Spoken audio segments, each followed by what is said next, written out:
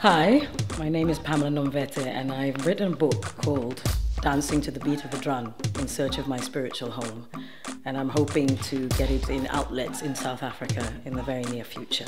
You can actually get it on Amazon if you so wish. So I'm just about to read an extract from the book to give you an idea of what it's about.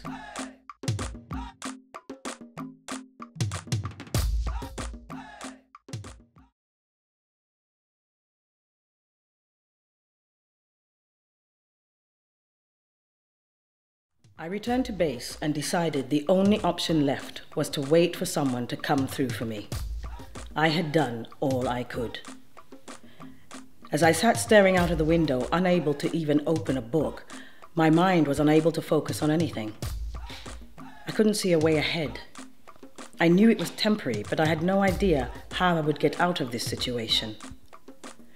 Suddenly, a man standing at my window blocked the sun from my view.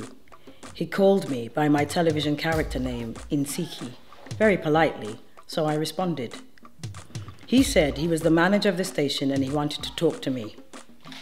My heart sank. This is it, I thought. I'm going to be thrown off their property. Understandably, I'm sure they must have some rules about cars being parked on their property for certain lengths of time. I sheepishly got out of the car, ready to sink to my knees and beg for mercy. He asked me directly what was going on. He said he and his colleagues had observed me during the few days I had been there and wanted to know if they could help. I almost wept at the concern for my welfare that was emanating from this man. I couldn't believe the size of people's hearts. It was overwhelming. I was not going to insult his kind intelligence by making up some story from my circumstances that would help me to save face. I told him my circumstances had taken a turn for the worse. I told him I would not go into how I found myself in the situation he was witnessing. But yes, I was homeless and living in my car that I was trying to sell in order to start a new life. He bent his head and shook it, oozing with deep sympathy. I thanked him for his kindness and for restoring my hope in the human spirit. Sometimes, when one had to reach rock bottom to be reminded of the wonderful, inherent nature of the human being, he said if there was anything they could do for me, I should just ask.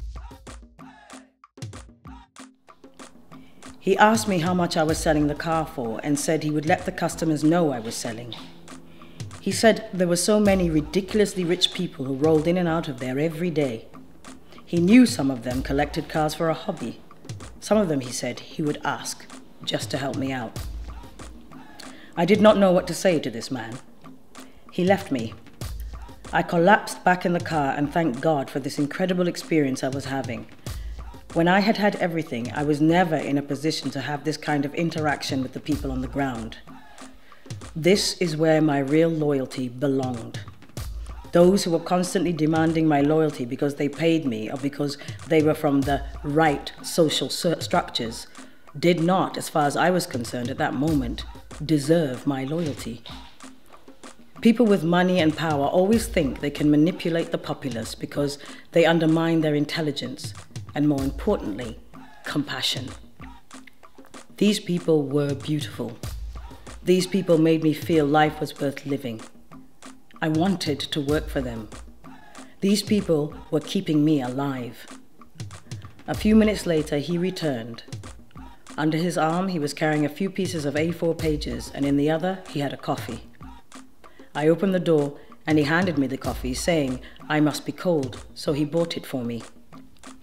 He then proceeded to show me the papers were makeshift for sale signs he had created on his computer, describing the car and the price I was asking.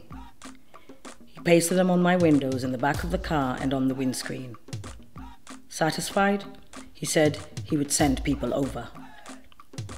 Again, he had left me speechless and full.